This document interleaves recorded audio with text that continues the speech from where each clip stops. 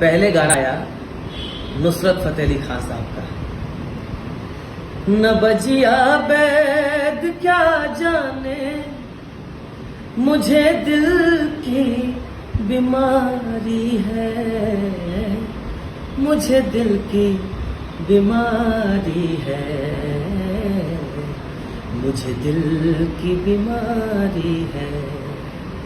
फिर गाना आया कुमार सानू जी का, कभी जो भूल ना चाहूं न जाने क्यों मेरे दिलबर मुझे तुम याद आते हो, मुझे तुम याद आते हो।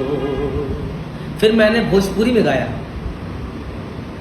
भले अब वही अनहरिया बा पूनम के चांद बाकी बा, पूनम के चांद बाकी बा, दिल लगी में दिल गइल बाटे अभी ता जान बाकी बा, दिल लगी में दिल गइल बाटे अभी ता जान बाकी बा।